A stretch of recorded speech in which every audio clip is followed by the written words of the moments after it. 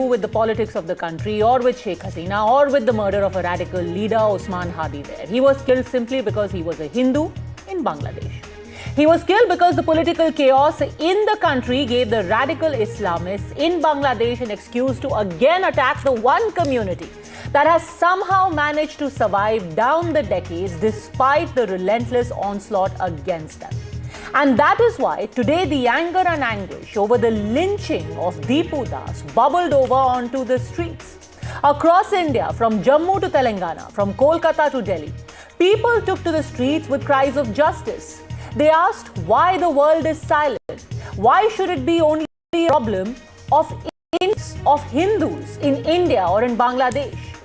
These people were asking how a senseless, brutal, graphic murder, every second of which was captured on camera, could take place in full public view, and the police and the government of Bangladesh could get away simply by saying, oh, the factory where Deepu Das worked didn't tell us.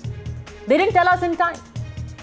They say that the mob was so overwhelming that we simply couldn't rescue him. We could do very little. That Deepu was accused of blasphemy, and that enraged the mob beyond all control. The thing is, Deepu Das is just the face of 2025. The target is the Bangladeshi Hindu. A human rights group in Bangladesh has documented how between 2013 and 2021, yes, way before Sheikh Hasina was toppled, in that period, there were over 3,500 attacks carried out on the Hindu community in Bangladesh. This included 1,678 cases of vandalism and arson targeting Hindu temples. But things became downright hellish soon after the fall of Sheikh Hasina. Islamists tasted blood. They had a free run. There was nobody any longer to rein them in. Literally in the months that followed, 23 Hindus were killed and 152 Hindu temples were attacked. This is in the period between August 2024 and February 2025. And these are just the official figures. The casualties could be far greater. So when someone tells you that Deepu Das is merely an aberration, that he was just caught in a political crossfire, make no mistake, those people are lying. In fact, the tragedy is that even now, even after all of this, not just in Bangladesh, even here in our country, in India, it seems impossible for some people to speak up without caveats for the lives of Hindus. While some of them hem and haw or recede into a convenient silence, others outright call it a reaction to what is happening in India. That's right.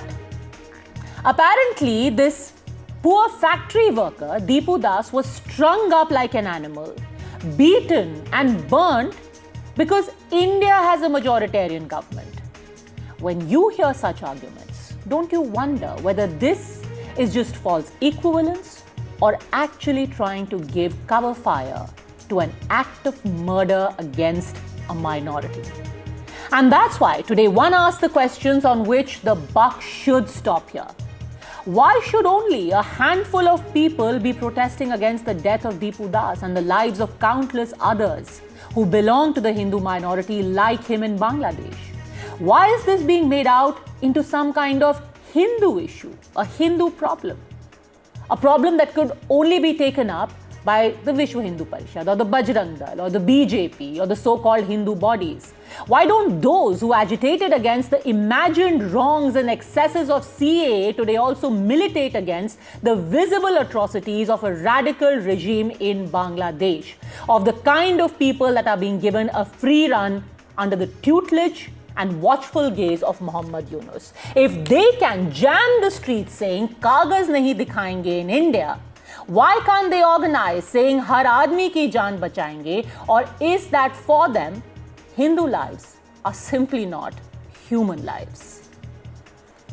जो हालात हमारे देश में है, यहाँ वही धर्मांध फैलाने वाले कट्टरपंथी ताकतें जो हैं, जिस प्रकार से अल्पसंख्यक समुदाय के खिलाफ जो कार्रवाई कर रहे हैं, वही रिएक्शन वहाँ पर उस प्रकार का हो रहा है। हम बांग्लादेश में जो हमारे हिंदू भाइयों के साथ हो रहा है, ईसाइयों के साथ हो रहा है, उसकी घोर निंदा करते हैं। दिग्विजय जी ने बिल्कुल ठीक कहा है। बांग्लादेश के अंदर कट्टरपंथियों की सरकार आ गई है भारत के अंदर भी कट्टरपंथियों की सरकार आ गई है।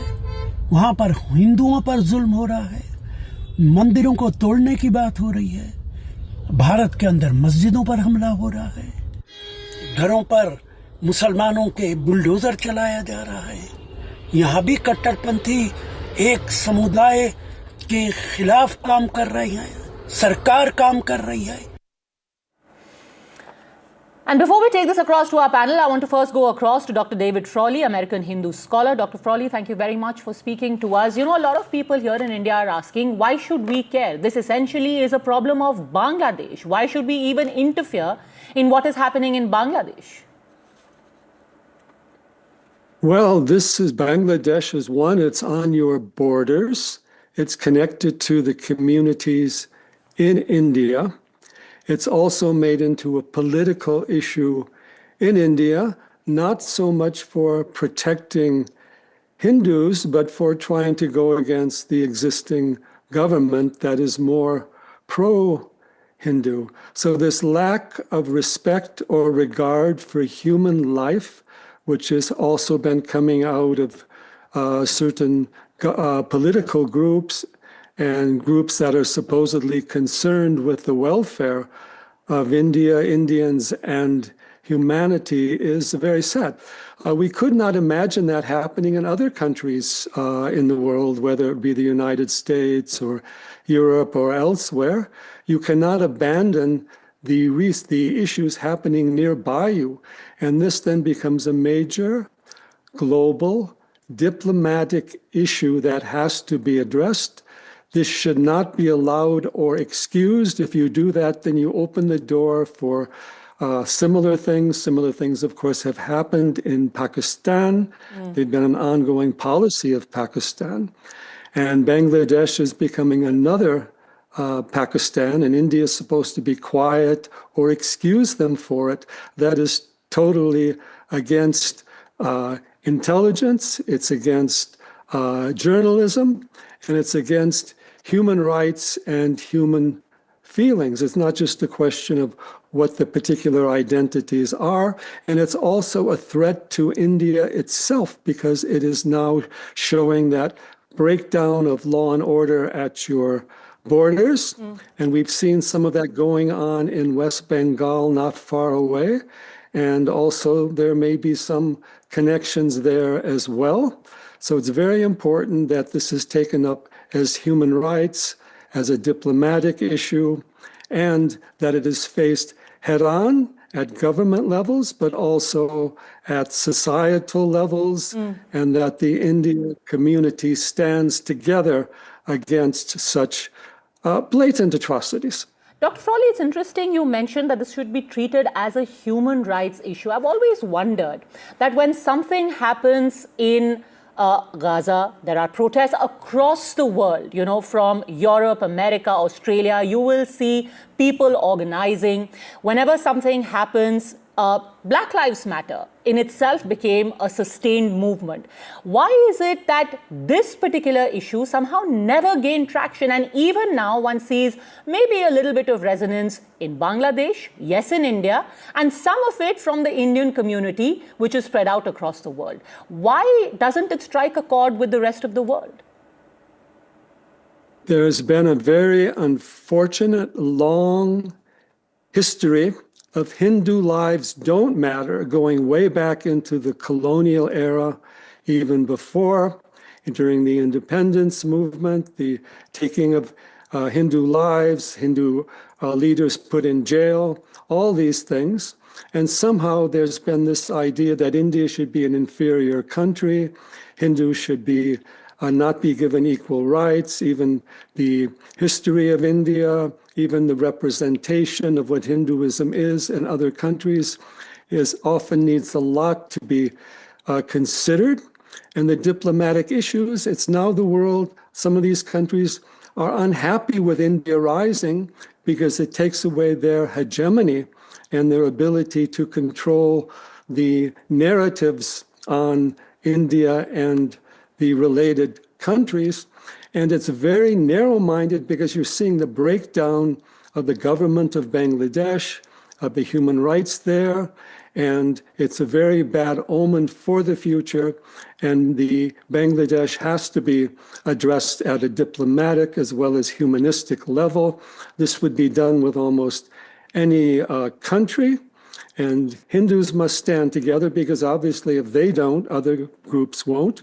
India has to be very careful about its own borders and what neighboring countries are doing. And the very fact that the head of Bangladesh, Sheikh Hasina, had to take refuge in India because she's not even, her life isn't even safe in her own country. So we have to bring the critical view to Bangladesh and make them answer for the disharmony, atrocities, and here is by groups that claim to be connected to human rights, like Yunus, and this is not happening. It has to be challenged at a media and political and diplomatic level. That's the only alternative. I'm just going to ask you bluntly, Dr. Frawley, as somebody who has tracked how things have evolved over the last several decades. In 70 years, from 22% Hindu population in Bangladesh has come down to 8%. Are they going to eventually be wiped out? Well, I think the goal was certainly to wipe them out. Look at the horrible atrocities and genocide of the Bangladesh war. And look what happened to India and Hindus during partition, even earlier than that. Obviously, they're being targeted. And the problem is in Bangladesh, there's no one to really support them. And even a lot of the government and the legalities and also the religious figures want to excuse it. And because Bangladesh has some connections with other countries, some of these other countries and leaders want to excuse it as a country that's slowly embracing democracy when it's denying not only democracy, but human rights, communication, and refusing to take responsibility for these atrocities when they occur. So yes, India needs to stand up. Hindus need to stand up. All the countries do, because if this is allowed in India and Bangladesh, then it's going to spread or be justified. Northeast India is a sensitive region because it has been under siege for a long time. And we must look at it in that context as well. It is also a direct threat to India itself. Dr. Frawley, final question. Why is there the goal to wipe out the Hindu population? We've seen it happening more successfully in Pakistan. Now it's being replicated in Bangladesh. If a 14% population can live peacefully in India with an 80% majority Hindu population, why can't the same happen in Bangladesh and Pakistan? Because in Bangladesh and Pakistan, they are still looking to take over India, to be dominant, and they are unwilling to face their own prejudices, and they're unwilling to accept what India has actually done for them. Even now, the Indian government is not causing a lot of personal hardship in Bangladesh. So they are being now politically driven towards the radical Islamist movements that were very unhappy they lost the Bangladesh war. And so that's kind of being brought back in through the back door under this issue of religious rights, when they're turning religious rights into religious oppression. And the most crude and violent form of behavior, mob violence that cannot be tolerated at legal levels, at police levels anywhere in the world. So Bangladesh has to stand up to what is happening there, defend the people who live there, and stop with this excuses and diplomatic deceit. All right, I will leave it there. Dr. David Frawley, thank you very much for speaking to us. And this is the reason for everyone who's asking why it should matter to India, why it should matter to Hindus and people worldwide. That's your answer to stop an entire population from being wiped out. Joining us on the debate, Nalin Kohli, national spokesperson of the BJP and senior advocate in the Supreme Court, political analyst Karan Verma, political analyst Shubhankar Bhattacharya, advocate Nikhil Jain, and Kamruzaman Chaudhary. I'll start with advocate Nikhil Jain. You, why is it so difficult to speak without caveats? You know, through the day, I was listening to people like Rashid Alvi, people like Digvijay Singh, such a senior leader, a member of parliament, and he says what's happening in Bangladesh is a reaction to what is happening in India. Exactly what is happening in India because of which a man had to be killed and burnt? So, Padmaja, I think the issue that is being raised by Priyanka Gandhi right now, or what Digvijay Singh talked about, these are things that the Congress party has actually been saying for the past 1.5 years, ever since there was a government that was a regime change in Bangladesh that happened. I can point out to statements from as long back as August 2024, when the Congress party and its leaders have been impressing upon the government that the government should intervene and do what Indira Gandhi did in 1971, and tell the Bangladeshi government that minorities, Hindus, Sikhs, Christians, or atheists cannot be persecuted, and we will not allow this in our neighborhood. Whether it is the Hindus or other minorities in Bangladesh, or the Tamils in Sri Lanka, or the Rohingyas in Myanmar, or anybody, our government, our people should stand together. We should organize. We should impress on the government to act. But this government is not Digvijay Singh is saying at all. Digvijay Singh is saying, and I quote, here is what he said: radicals in India are acting against religious minorities. A reaction to that is being seen in Bangladesh. What is this radicalism in India in reaction to which Deepu Das was killed and burnt? No, see, we cannot disagree from the fact that there is a reaction to whatever happens in India, in our neighborhood, and there is a strong anti-India movement that is building up within the... What is happening in India to which Bangladesh is reacting by killing Deepu Das? Name an instance. What is happening in India? I'll give you the exact figure of the number of mob lynchings that have happened of Muslims in India, and radicalizing elements in Nepal as well as in Bangladesh use those lynchings and use that discrimination against Muslims that is meted out by the RSS and their Sangh Parivar. They use that to radicalize people, radicalize Muslims in Bangladesh, Pakistan, and other parts of the world in order to cause persecution against Hindus. And we need to stop radicalism in India. We need to stop radicalism. So you're saying that India is successfully radicalizing, not just because, I want to remind you, this was the excuse given when an entire doctor's module was busted in India. It was said that because there is large-scale human rights violation, first people in India are getting radicalized, and now apparently we are also actively and successfully radicalizing an entire population in Bangladesh and in Nepal, according to you, Nikhil Jain. Padmaja, either we can choose to have a surface level debate where we just say... This is not surface level at all. No, this is... You want to talk depth? Let me give you data. If you don't want to look at the cause of radicalization in our neighborhood and in our country, then we cannot have... What is the cause of radicalization?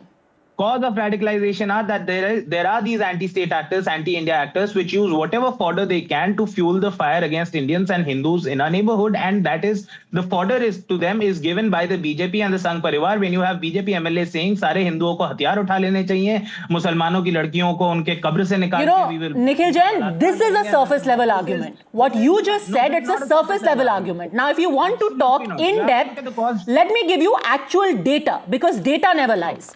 Let me tell you what the population of Hindus has been between 1951 and 2021 in Bangladesh. According to the East Pakistan census, Hindus were at 22% of the population in 1951. Even after the creation of Bangladesh, when the next census was done in 1974, even then, despite the mass exodus of Hindus into India, we were at 13.4% in a newly independent Bangladesh. Now, my friend, under a so-called democratic government between 1974 and 2021, the population of Hindus is down to 8%. In 70 years, Hindus have declined from 22% to 8% in Bangladesh. In comparison, in India, in 1951, Muslims were 9.8% of our population, and 2011, this is not even the 2025 figure, in 2011, Muslims stood at a 14.2% of our population. You would have the world believe that we are killing, lynching, radicalizing, and yet the Muslim population in our country has grown by 5%, as opposed to the innocent Bangladesh who has sat there on their hands getting radicalized, and they have successfully managed to decimate the Hindu population. How? How is it that the radicalizer actually manages to increase the Muslim population, but the radicalized are managing to reduce it? Nikhil. Padmaja, I am not saying that the Indian state or the Indian people are the radicalizers. I'm specifically limiting it to the Sangh Parivar and the Modi government. 1951 to 2014, we have had secular governments. Whether it was under Bajpayee... Then how did the number of Hindus go down?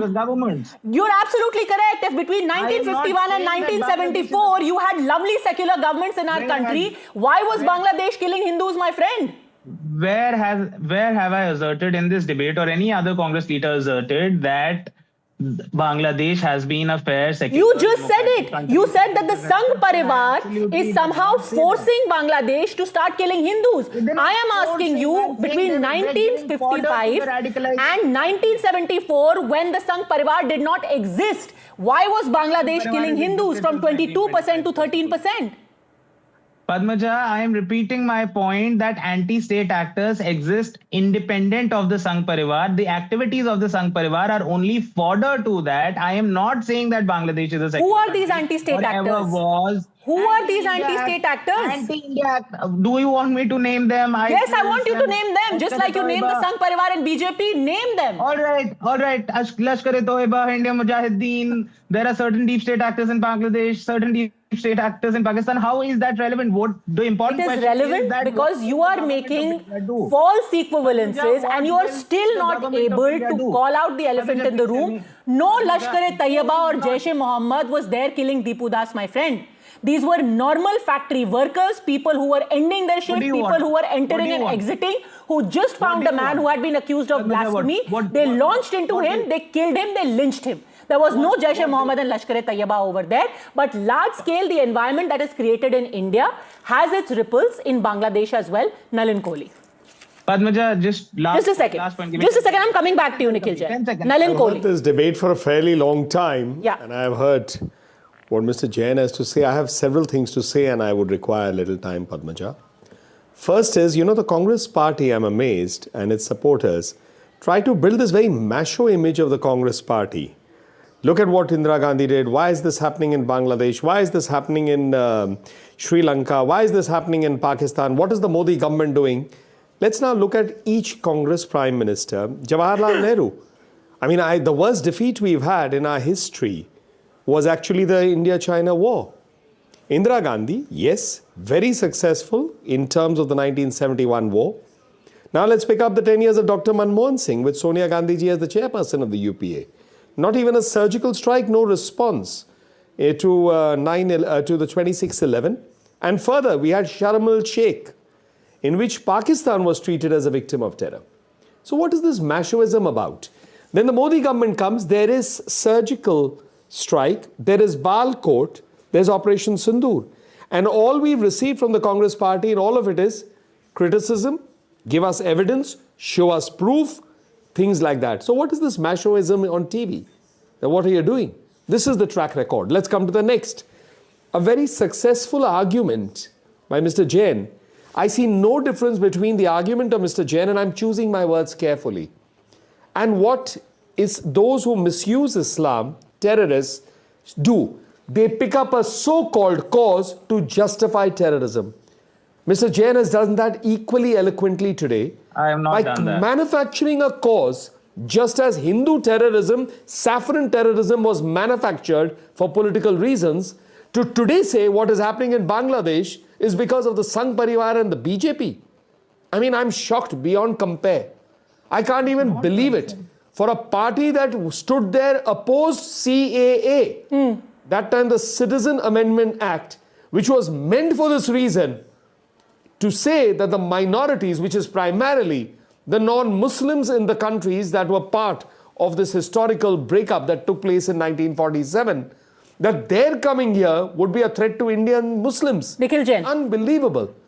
And today, instead of standing with the family of Deepu Das and looking at atrocities, looking at the collapse of what has happened in Bangladesh, ignoring the fact that there are 2,000 plus incidents there that are against the minorities, i.e. the Hindus, you have them trying to build an equivalence with India. Nikhil Jain, false equivalence. I have not come across in many days of debate to some person coming up with something as anti-national to India's cause as I've heard on this debate.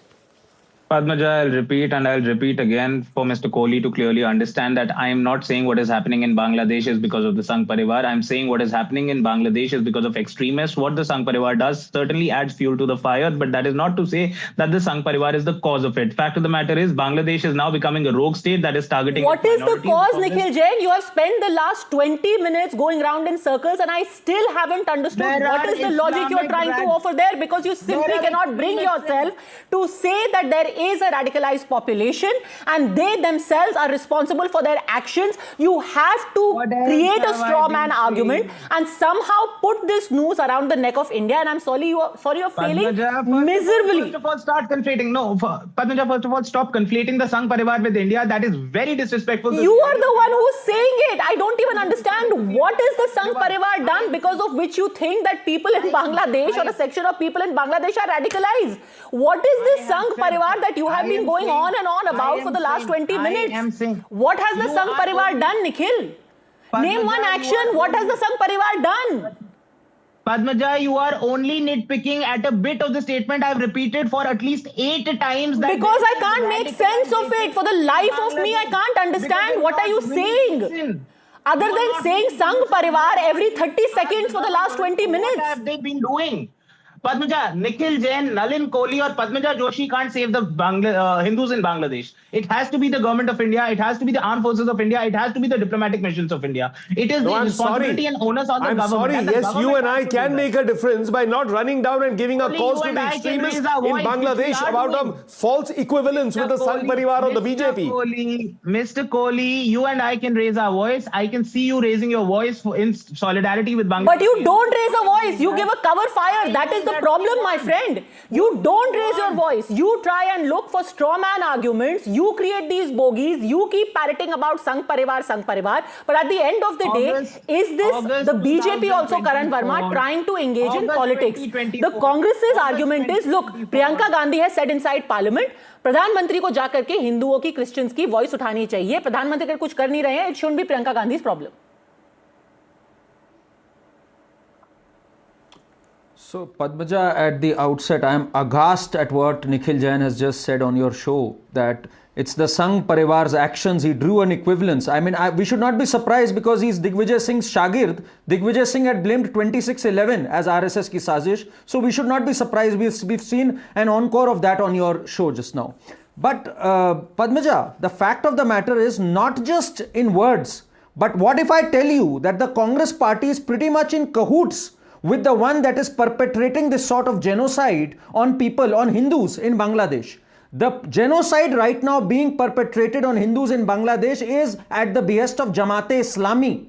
And you would be surprised, it's the Congress party that takes the support of Jamaat-e-Islami in Nilambur bypoll. In fact, V.D. Satishan of the Kerala Congress is on record saying, so what? When Pinarayi Vijayan said, how can you take support from such a rabid, radical organization? It is V.D. Satishan who said, well, now they must have changed.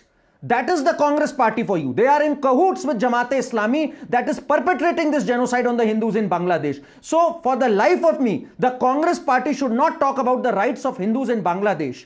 And especially the party that opposed the CAA tooth and nail, the legislation which gave citizenship to the persecuted Hindus, Sikhs and Christians from Bangladesh. They opposed it tooth and nail, passed resolutions in 3 states against this, calling it unconstitutional and undemocratic. So now they should not at least shed these crocodile tears for Hindus in Bangladesh. You make a valid point that yes, the government needs to do more for the Hindus in Bangladesh, because this is, let's call the spade out, it is a radical Islamist massacre, rebellion, call it whatever, against the Hindus. And the government must do something about it. You know, Kadi Ninda won't help us here. The government needs to send out a strong message right from the MEA that one more Hindu life lost and the 4,000-kilometer long border with Bangladesh will be active. Our lives are precious. If Bharat cannot stand for Hindus, then who will in this universe? Okay, Kamruzaman Chaudhary, crocodile tears and cover fire is not going to work. And there should be no questions asked on that. Kamruzaman Chaudhary. First and foremost, I will just need 10 seconds of your the point that you have raised, and you have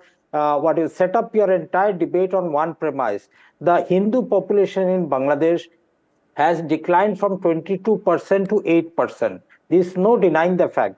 But do you know that this decline in Hindu population is observed in Bangladesh? In absolute number of Hindus in 1951 was 92 lakhs. And today, as per Hemanta Biswa Sharma's statement, the Hindus in Bangladesh are 2 crores. And we all know more than 1 crore Mathua Hindu Bangladeshis have migrated to Bengal and other parts of India. Even Rajbangshis have migrated to India. So setting up a narrative that Hindus are getting... Are you saying Hindu persecution in Bangladesh is a narrative? Yes, of course. I am amused and amazed at the same time. Padmaja, you have let Sir, so everybody instead of speak percentage of uninterrupted. population, now you want to talk about absolute numbers and you would have us believe that Hindus are surviving and thriving. Is that your argument? Padmaja, I am just setting it right in the context that you have set up your narrative in terms of... There is no percentage. narrative. These are actual numbers. Obviously, the overall population of Bangladesh has grown. As a percentage of that population, the number of Hindus has not just declined, it is almost now a fraction of what it was earlier. What is the argument that you are even making? Demographic phenomenon and not a sudden social Padmaja, I'd like collapse. to also come in. Exactly, it is not a sudden phenomenon. That's exactly what I argued right in the beginning. That the persecution has been systematic and it has been continuous. You must go into the social economic aspects of the Hindu population declining. Sir, social We are in economic Bengal. तो सब We Deepu know. दास ने देख लिया ना, वो social भी हो गया, economic भी हो गया. If you expect people to sit here and think that they are fools, then I have nothing to say to you. I mean, a man has just been killed. Do you know? Let me just give you some more data. And this is according to what has happened. Exactly, and that is the point. Exactly, that is the point. A Hindu genocide is taking place. A man is killed in a brutal manner that you won't even mete out to an animal. And you have here talking about socio-economic and all these niceties. Where is that open condemnation coming from, Mr. Chaudhary? Instead, you are saying Hindus have gone up. What kind of equivalence is being given? Why is this panic? I'll make a statement on TV right here. The Indian Muslim is suffering because of what is happening in Bangladesh, because of the illegal immigration by illegal Bangladeshis and Rohingyas. Muslims in Assam have become a minority. Muslims in West Bengal will become a minority because from across the border you have a government in West Bengal bringing Rohingyas and minorities. You want to bring the Bangladesh and the Rohingya absolute level of extremism into India for your vote bank politics. But how many Rohingyas have you caught out in India? None. But you are leading a What about how many Rohingyas have you got? The most porous border in the country today is Bengal, where there is a whole mechanism to ensure that these people become part of the voting list. These people become part of the ecosystem there, and a genocide will now happen there too. Unfortunately. Wake up to the reality how dangerous Bangladesh is. Mr. Chaudhary, let me give you some food for thought in this socio-political economic analysis that you want to do right now. 2022, and by the way, this is not my figure. This is a figure by a Bangladeshi human rights organization. In 2022, there were 47 incidents of violence against Hindus. In 2023, before the toppling of Sheikh Hasina, there were 302 incidents of violence against Hindus. And in 2024, it ballooned to 2,200 incidents of violence. So if you are going to sit here and say, this is all socio-political, you know, some of them migrated, some of them were Matua, some of them are sitting in Kolkata, some of them are in Havra, Paschim. No. These are people who were actively persecuted, they were killed. And let me give you some more data. Between 2013 and 2021, over 3,500 attacks took place. A probe by Prathomalo, a newspaper that wasn't favorable to Sheikh Hasina, independently probed what happened after August 2024. 1,068 Hindu houses, Kamruzaman Chaudhary, were attacked. Not houses of Awami League or Sheikh Hasina, Hindu houses were attacked. 22 places of worship were attacked, 49 districts just between August 5th and August 21, 2024. So save me your social, political and economic analysis. One picture of that man burning, strung up like an animal, and everyone can see through your analysis. Padmaja, can I come in now? Yes, please go on. I am not disputing your facts and figures that you are putting out. Fundamentalist in Bangladesh or fundamentalist in India, they are radicalized both sides of the border. So I don't want to get Let's into leave that India out argument for a minute. right Can we please? Can we stop about this equivalence about fundamentalists here and all that and this theory? Can we just talk about the genocide that's taking place in Bangladesh? Why this equivalence? One person from the Congress party wants to link it to the BJP and the Sangh Paribar. Another person in a very nice way is trying to say fundamentalists in India. India is a democracy. No lynching of this sort takes place. You know, the agony, I have to say, Mr. Chaudhary, the agony that you feel in even admitting that there is a large-scale persecution happening or that there are fundamentalists is just mind-boggling. I remember the time in August 2024 when the first images came in from Bangladesh, there were people like you who sat on TV and said smell the coffee about what is happening in Bangladesh. that even the suggestion that Hindus were being targeted in a pointed fashion was ludicrous.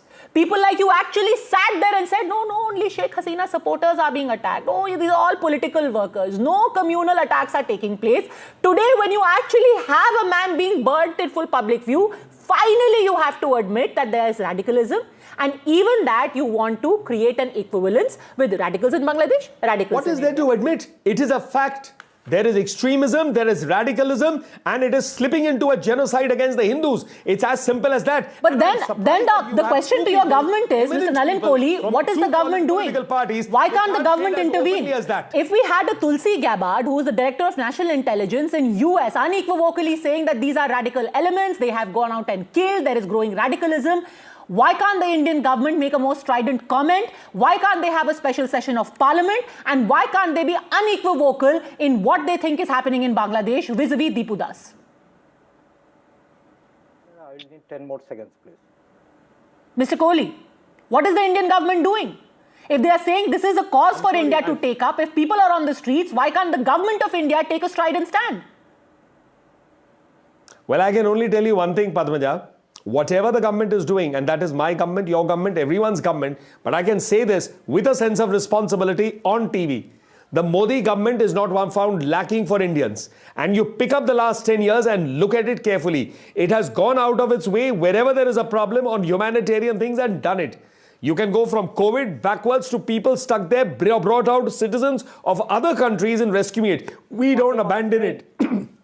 Just to add to that, when it comes to Hindus in Bangladesh, rest assured, this government won't be found, wanting. Okay, sir, in that case, let's speed up the granting of citizenship under CAA because far too many people now fear for their lives. Shubhankar Bhattacharya, just a second, because I want to also bring in the angle of Kolkata. Today, the entire India, we had people on the streets. The allegation against the government of West Bengal is that this was one state where even peaceful protests were not allowed. The people who were on the streets were lathi-charged. They were left bloodied. Why? Now, even asking for the rights of people in Bangladesh is not allowed? Shubhankar Bhattacharya? Padmaja, first of all, I really thank you that you lately realized that there's one more person still sitting on your panel and bringing me in. Now, the thing is, if you're actually very concerned about the Hindus in Bangladesh and you want to connect it with West Bengal, to arrange for a political, arrangement for BJP. So that is something different. But if you really want to address the concern that why people like Deepu Das should be killed in Bangladesh, then people like Nalin Kohli should not sit in the panel and give lectures to us. He should go back and tell its ministry to take a strong step and show bravado like Indira Gandhi to stand on that, what he calls a porous border. Go ahead with your entire force and say that one more Hindu is lynched, then we are going to enter. What is stopping you from doing that? You should be having that political, your willingness, your international, your impression, if it's that good, you should be putting up that pressure. Your diplomacy should have been that good that by now, Bangladesh should have actually curbed down to your pressure rather than you're still thinking about what to do. And I completely agree with you, but why is it that people who are on the streets today simply protesting, why were they lathi charged, Mr. Bhattacharya? I am 100% with you. 100% that there should be a stronger stand taken. Just a point. But while you care so much for the Hindus of Bangladesh, why are you lathi charging them in Bengal? Lathi charging them in Bengal? Because you're using the, every time anything happens in Bengal, you're using that ground to create ruckus in West Bengal. Why shouldn't the West Bengal government do anything for that? Will we allow to, create ruckus in West Bengal, create chaos in West Bengal just because Bangladesh is in trouble? What do you mean to say by that? Nalin Kohli. Are you connecting? Nalin Kohli, political opportunism. You want to dangle the Bangladesh bogey for political gains in West Bengal. Acharya makes a fascinating argument. हिंदुओं को लाठी मारो बंगाल में, और फिर BJP से पूछो कि आप बांग्लादेश में क्यों नहीं कुछ कर रहे हिंदुओं के लिए। कमाल है, अपने देश के अंदर में हिंदुओं की धुलाई कर दो और वहां के हिंदुओं please try to enter and you will see the Mamata Banerjee government will be the first one to standing by your side.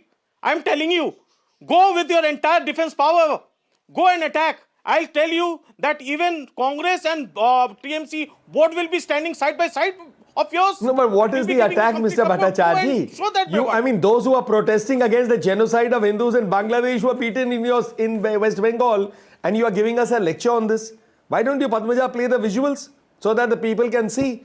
You know, Shubhankar Bhattacharya, it's really interesting that when there are infiltrators in Bengal who are actually encroaching on the rights of Indian Hindus, Indian Bengalis, your government goes on the offensive and says, we won't allow any SIR, we won't allow anyone to be thrown out of West Bengal. And today you're talking about declaring war on Bangladesh and the TMC standing side by side. But Karan Verma, I want to read out what the BJP Bengal unit say. I agree. It said today, what is happening? Hindu youth and women were assaulted in a show of solidarity with their fellow Bangladeshi Hindus. The Hindus of West Bengal decided to protest, but Mamata police violently assaulted them. How is this different from how Hindus are treated in Bangladesh, which is an Islamic country? Is this not a disingenuous comparison? And is this not a purely political play at what is a sensitive human rights issue? So it's definitely a stretch, Padmaja, but for our friend from TMC to say that the Mamata government will always be with you, let me remind him just a week back, it's the High Court which has rapped the Mamata government on its knuckles and said that you've not even provided land for the fencing to the BSF. It's a national security issue and you should do much better than that. That is what the Bengal High Court has said to the Mamata government. They've not even given land to the BSF. But your point is valid, Padmaja, and I want to directly talk to Mr. Kohli here. We are done with the opposition in the sense they've opposed CAA. They could not even stand for the persecuted Hindus. But what is the government doing? Since August 2024, this government has been caught napping on this issue. When Muhammad Yunus goes to China and talks that he will isolate the Seven Sisters, our government should have sent a pretty strong message. What have we done in this regard? Today we have joint exercises that are happening between the Pakistan's ISI and Bangladesh. We cannot keep bashing the Congress and TMC. For God's sake, this government needs to dig its heels in and show that it stands for Hindus in Bangladesh. Mr. Nalin Kohli. We are looking for the government to do now. This has been a decisive government. Now they must act on this. Not just on the streets, not just about elections. Nalin Kohli, answer. No, I think that's a fair expectation because after all, at the end of the day, there is no Hindu country in the world. And where would the Hindus go except come to India? Or whom would they look up to if there was a problem for them except India? So therefore, that's a fair point and I don't have any quarrel with that expectation. That expectation is logical also. And of course, I'm not in government, so I can't speak for the government. But as a party person and as a party spokesperson, we acknowledge the pain that everybody is feeling. And I'm certain that something is being done or so thought about in the corridors of power. Well, we're waiting and we'll be watching very, very closely because this should not just be about making a point on the streets or timing it for elections. This is literally a question of people's lives.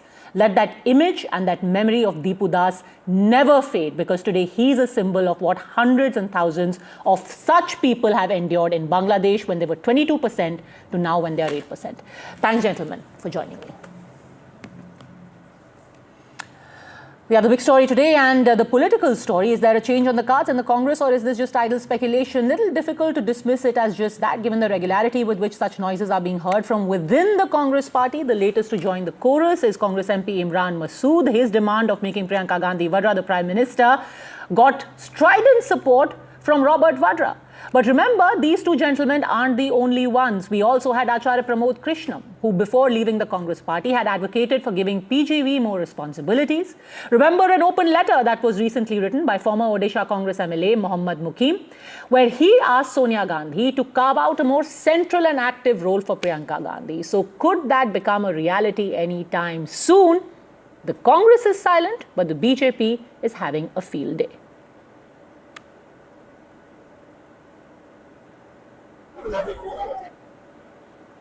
Priyanka Gandhi प्रधानमंत्री हैं क्या? बना दीजिए प्रियंका गांधी को प्रधानमंत्री, देखिए इंदिरा जी की तरह कैसे जवाब देकर आएंगी। वो प्रियंका गांधी है, उसके नाम के आगे गांधी लगा हुआ है। वो इंदिरा गांधी की पोती है। पाकिस्तान को इलाज ऐसा किया था कि पाकिस्तान सदियों उस दर्द को नहीं भूल पाया। बनाइए प्रियंका गांधी को प्रधानमंत्री, देखिए फिर जवाब कैसा मिलता है। हिम्मत भी नहीं होगी करने की। People do admire her. People see that she's got, when she speaks from her heart, and she speaks really on subjects that need to be heard, and she'll debate with them. And I think she has a bright future in politics, and I think a bright future in changing what is required on the ground in this country. I think so. And that is with taking everybody's consent in mind. Not her ideas only. The people's ideas are there to make the changes that they require. And I think this will happen in time.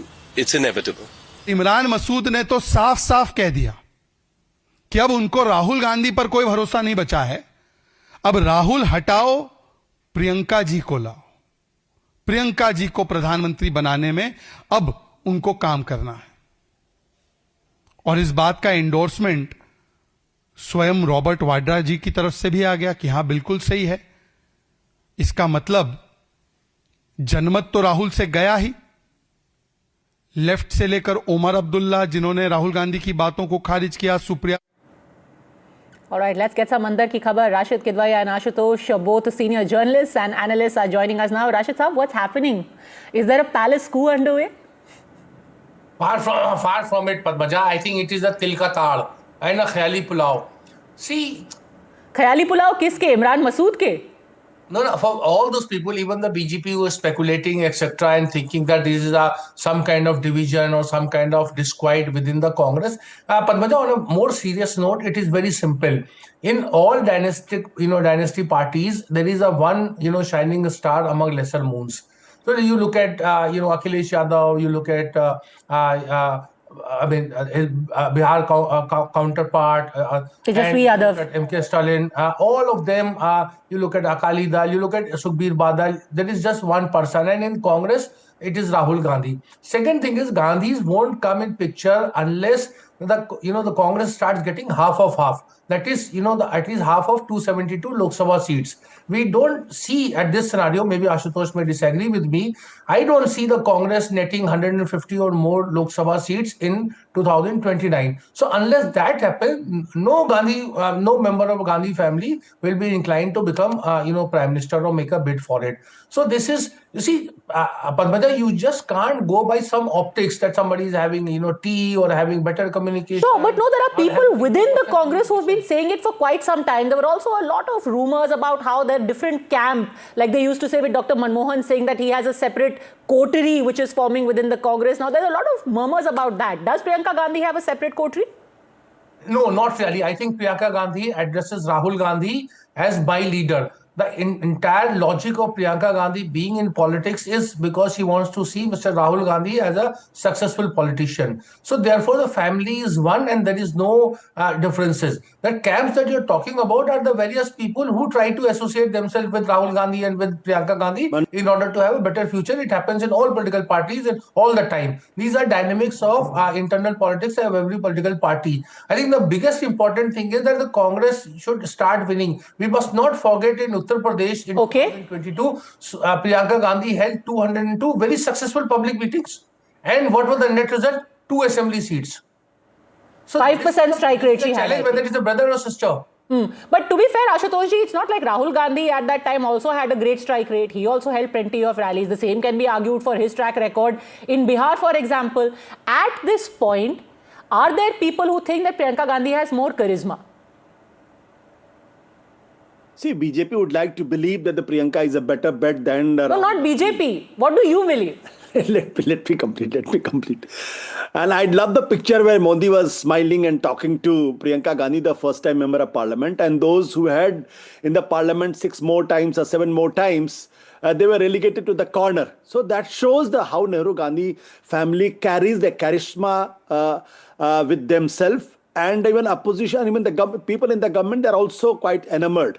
Otherwise, Priyanka wouldn't have been sitting over there where she was asked to sit next to Rajnath Singh. And then Narendra Modi was, it's quite a privilege for them also, for the Priyanka also. See, the fact of the matter is I completely... So you're being a little unfair. You know, these are common courtesies being extended and you say the Prime Minister is enamored with the Nehru-Gandhi family. That's a little unkind. Never. These courtesies are never exchanged with Rahul Gandhi and the Sonia Gandhi, if I remember correctly. If you're going to tell somebody, मैं तुम्हें डंडे से मारूंगा, how will he extend any courtesy? Let's not get into that because then I'll go back to 2002 and 2001 and how the Narendra Modi has accused and used all kinds of words to Sonia Gandhi. And let's not get No, but I want to ask a direct question. The thing is that has Priyanka Gandhi also been more approachable and affable when it comes to dealing with the government and BJP, and which is why this common courtesy is being reciprocated? See, I don't think so. See, BJP is a very different political party. Narendra Modi is a very different political animal. Sorry, in a different word, not as the people are thinking. He's a very smart politician. Extending such courtesies to Priyanka Gandhi means create some kind of wedge in the Nehru-Gandhi family. Play with the ego of the Priyanka Gandhi. Let her think that she is more approachable. She's a better leader. She's a better connect with the people. She will be more... she will get better things for the Congress party.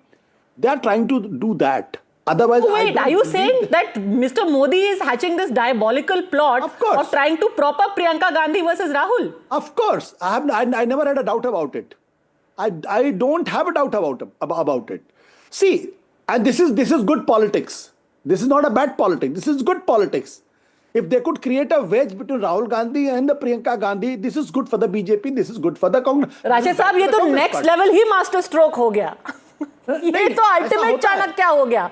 Create a wedge between Rahul and Priyanka. Are you then saying, sir, that Imran Masood is also playing according to what Mr. Modi is saying? Then by going for that chai party with Om Birla, Priyanka Gandhi is actually playing along the lines of Mr. Modi.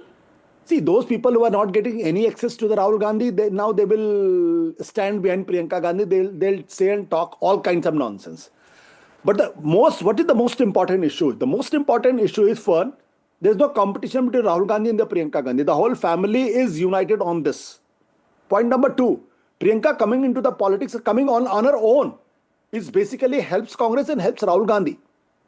The point number 3, many people who would have grievances with Rahul Gandhi and the Congress party, they can go to the Priyanka Gandhi and get their grievances addressed. That helps Rahul and that helps Congress party also.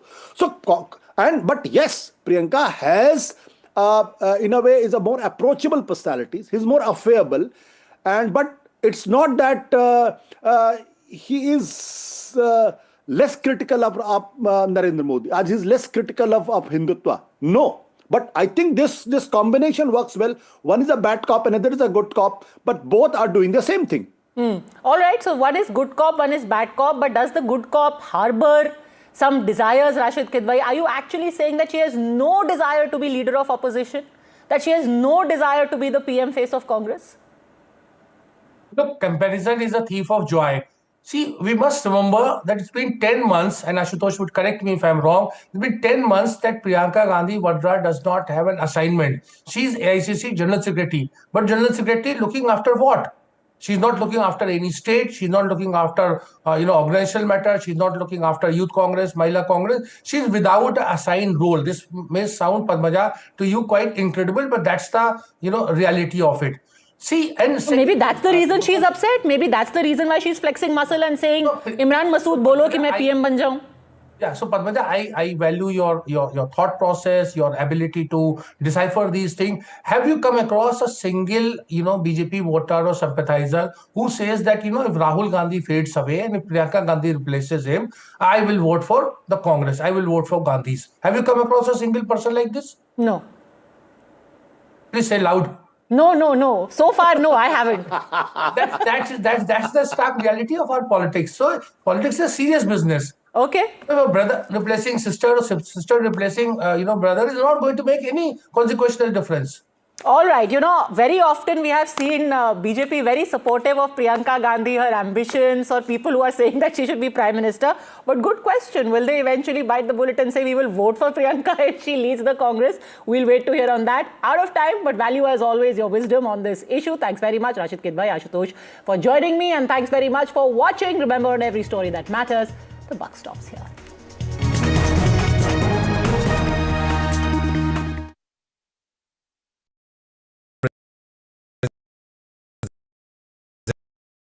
Finesta windows, beautiful and durable designs, installation से maintenance की life long customer service. आपके घर में फिनेस्टा नहीं है तो call कीजिए। Find Finer Finesta. I don't sugarcoat. I shoot straight and tell you stories the way they need to be told. Unfiltered, unafraid, unmissable. That's how I roll. Watch me, Priyanka Deo, on NDTV World. Namaste. The front lines of Kargil. The fury of Operation Sindhu. So many attacks. The chaos and cries of disaster zones. To fighter jet cockpits. And the world's most defining interviews. It's incredible. He has seen history break. Live. Unfiltered. 20,000 hours of live broadcasting. Welcome to Left, Right, Center. Hard facts. War-struck country. Hard questions. In the Ukraine. 30 years of trust. In the Kargil area. North Ukraine. In France. In Italy. At Srinagar. Vishnu Shom for NDTV. Vishnu Shom. Only on NDTV.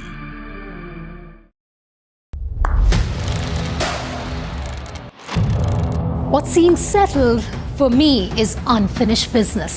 So I rewind, I pause, I reflect, I dig until what's buried stands up to be counted. Breaking ground, not just headlines, the meaning behind them. This is Breaking Ground with me, Vedika Sood. Other opposition parties.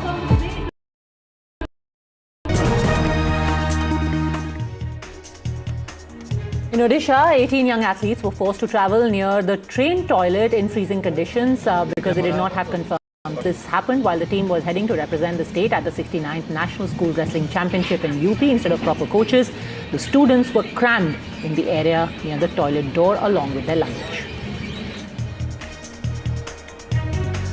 Tharoor versus Congress has erupted once again after the Congress MP praised NDA government in Bihar. Tharoor said that he was impressed with the development that he has seen in infrastructure in terms of roads, electricity and water supply. He also said that there was a sizable difference in Bihar's safety situation, calling it an impressive 20-year record.